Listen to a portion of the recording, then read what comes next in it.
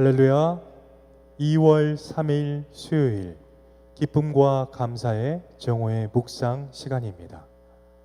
오늘 하나님께서 우리에게 주시는 말씀은 히브리서 10장 26절부터 27절 말씀입니다.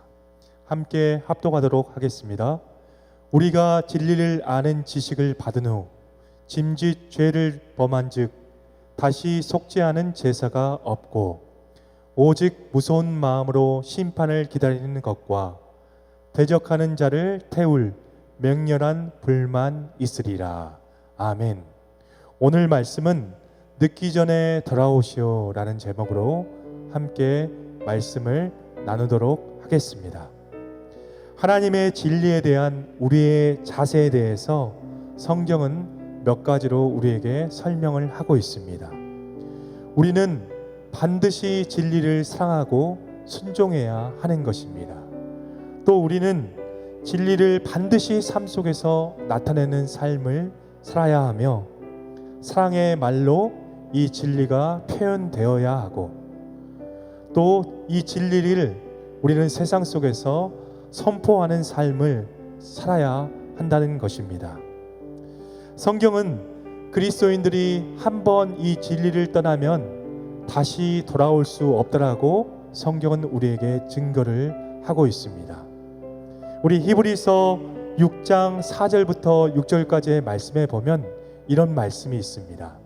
한번 빛을 받고 하늘의 은사를 맛보고 성령에 참여한 바 되고 하나님의 선한 말씀과 내세의 능력을 맛보고도 타락한 자들은 다시 새롭게 하여 회개하게 할 수 없나니 이는 그들이 하나님의 아들을 다시 십자가에 못 박아 드러내놓고 욕되게 함이라 라는 말씀이 있습니다.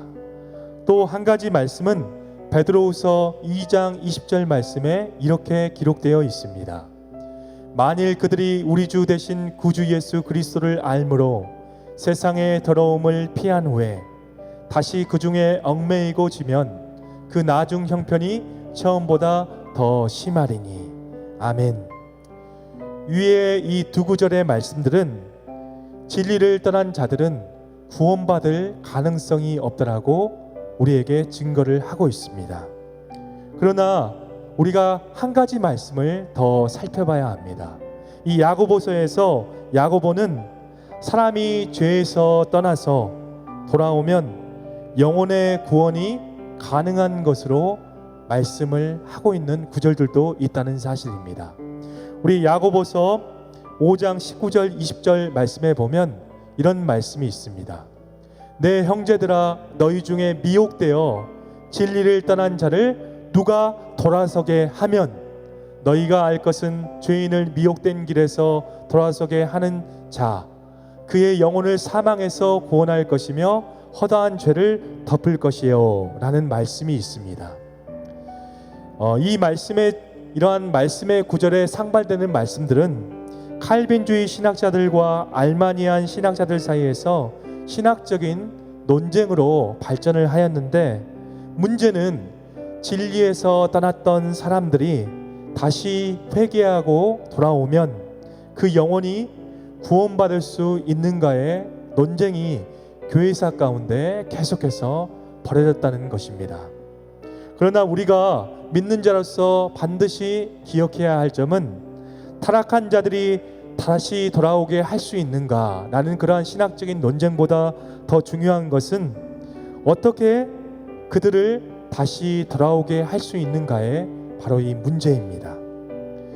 우리의 힘으로는 다시 타락한 자들을 돌아오게 하는 것이 불가능하지만 성령의 도우심으로 다시 돌아오게 만들 수 있습니다. 오직 하나님만 회개하는 마음을 주실 수 있기 때문입니다.